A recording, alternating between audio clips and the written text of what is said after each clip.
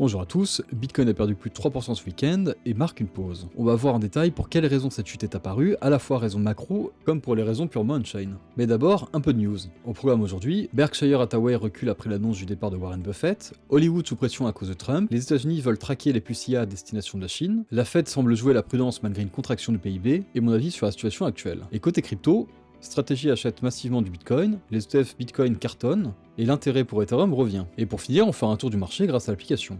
On va tout décortiquer dans cet épisode, bienvenue au Menhir, nous sommes le 5 mai 2025.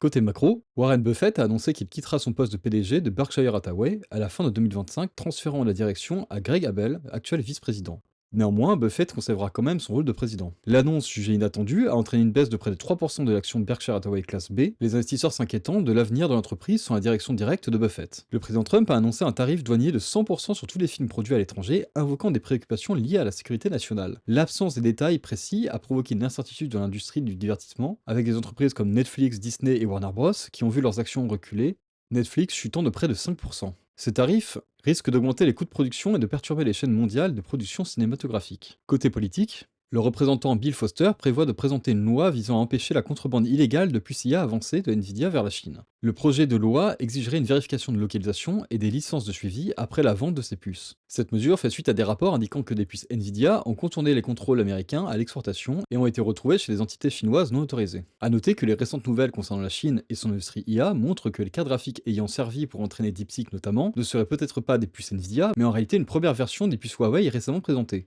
Cette loi pourrait effectivement freiner à court terme l'évolution IA chinoise, mais pour le long terme se voir extrêmement destructeur pour les Américains. En effet, une fois poussés à l'isolation, les Chinois n'auraient d'autre recours que de créer leur propre puce, ce qui semble, en vue de la présentation de Huawei, le cas. Et cette création de puces made in China verrait une Chine totalement autonome en IA naître. Pour ceux qui ne le sauraient pas, les Chinois ont déjà les minerais, les usines, les ingénieurs et les technologies pour faire sans les Américains. Et c'est très facile à vérifier aujourd'hui, puisque la moitié des outils IA ou modèles IA open source sont chinois. Ensuite, la Réserve fédérale devrait maintenir ses taux d'intérêt entre 4,25 et 4,50 lors de sa réunion cette semaine. Les récents droits de douane imposés par le président Trump ont accru l'incertitude économique, entraînant une légère contraction du PIB au dernier trimestre. Malgré cela, les dépenses des ménages et emplois restent solides selon les autorités. Les analystes anticipent une approche prudente de la Fed, avec des baisses de taux possibles plus tard dans l'année en fonction de l'évolution de l'inflation et du marché du travail.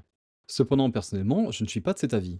L'économie américaine montre des signes clairs de ralentissement, portés par une hausse du stress financier et des consommateurs, une demande en baisse et un resserrement généralisé des conditions financières. Bien que les discours officiels continuent d'évoquer une dépense résiliente ou un marché du travail solide, de nombreux indicateurs économiques contredisent ce récit. Et voici en quelques points clés pourquoi. La confiance des consommateurs, mesurée par l'Université de Michigan, est à des niveaux historiquement bas, reflétant un pessimisme généralisé. Les données sur l'inflation, avec un CPI en stagnation, signalent un affaiblissement de la demande intérieure, possiblement précurseur de désinflation. Par ailleurs, le taux de chômage augmente progressivement, tandis que la création d'emplois ralentit, signe d'un marché de l'emploi moins dynamique. En parallèle, les retards de paiement et les défauts sur les cartes de crédit sont en nette hausse, traduisant une pression croissante sur les ménages. Côté entreprise, l'indice PMI, manufacturier de l'ISM, reste inférieur à 50, ce qui indique une contraction de l'activité industrielle.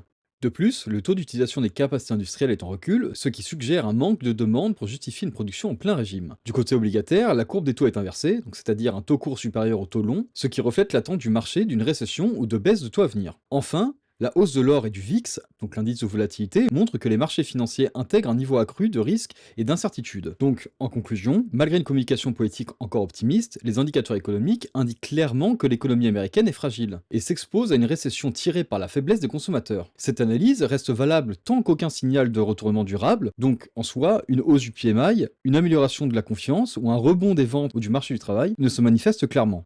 Mais si je ne me trompe pas, la Fed sera obligée de baisser les taux pour relancer l'économie, permettant alors aux actifs risqués, comme le Bitcoin, de reprendre de la valeur. Concernant la crypto, la société Stratégie a acquis encore 1895 bitcoins supplémentaires pour environ 180 millions de dollars, portant son total à 555 450 bitcoins. Cette opération s'inscrit dans une série d'achats récents visant à augmenter ses réserves en bitcoin. Les fonds proviennent de ventes d'actions reflétant la stratégie continue de l'entreprise d'accumuler des bitcoins malgré la fluctuation du marché. Ensuite, toujours concernant le bitcoin, les ETF Bitcoin aux États-Unis ont enregistré des entrées nettes de 1,8 milliard de dollars la semaine dernière, marquant la plus forte semaine depuis leur lancement. Cette tendance positive s'étend également aux produits basés sur Ethereum, qui ont connu des entrées de 106 millions de dollars, indiquant un regain d'intérêt des investisseurs institutionnels pour les actifs numériques. Concernant les RSI, À cause de la baisse du marché de ce week-end, aucune paire n'est actuellement dans la zone considérée comme surachetée. Bitcoin se resitue au-dessus des 94 000 $ avec un RSI de quasiment 60. Ether, lui, se maintient au-dessus des 1800 $ avec un RSI dans la zone des 50. Et Sol, lui, est dans la zone des 140 $ après avoir stagné à 150 $. Mais il semble y avoir beaucoup de liquidités au nord, donc avec un Bitcoin en hausse, un rebond assez rapide aux 50 $ serait possible. Et en parlant de liquidité, pourquoi le Bitcoin a baissé ce week-end? Déjà, il faut savoir que les cryptos en général ont tendance à baisser le week-end à cause du manque de volume créé par les acteurs institutionnels. Cette baisse de volume n'a pas permis au Bitcoin de contrer la pression vendeuse et a déclenché une petite chaîne de liquidation de plus de 100 millions de dollars. Cependant, cette baisse a redonné confiance aux traders shortant le marché et ils ont en réaction ouvert d'autres shorts, ce qui actuellement crée une imbalance de liquidité pour le nord. Tout n'est pas noir puisque cette imbalance a pour habitude d'entraîner le prix vers sa zone, donc entraîner le Bitcoin vers le haut. Concernant le marché global, toutes les paires semblent faire un rebond, en particulier SUI, Tao et AAV, qui semblent avoir une forte hausse. Et pour finir, nous avons actuellement un RSI moyen de quasiment 50. Tous ces signaux, je les suis via un outil que j'ai codé moi-même, Menhir. Il te permet de suivre actuellement plus d'une trentaine de paires listées sur Binance. Tu peux facilement voir grâce à un système de cartes des informations de base comme le prix actuel, minimum et maximum de la journée, le volume, et 2 chartes dont une interactive dans son dos.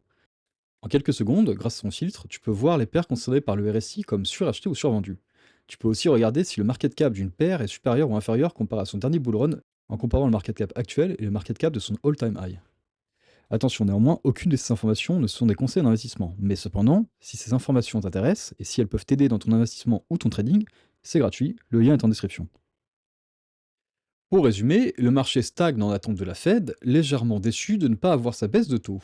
Une des raisons, en plus des liquidations de longue, pour laquelle le Bitcoin est légèrement tombé. Mais une baisse des taux, dans les conditions actuelles de l'économie américaine, est presque certaine, comme vu dans la partie macro. C'était les news du Menhir, n'hésite pas à liker, commenter et t'abonner, merci de m'avoir écouté, à demain.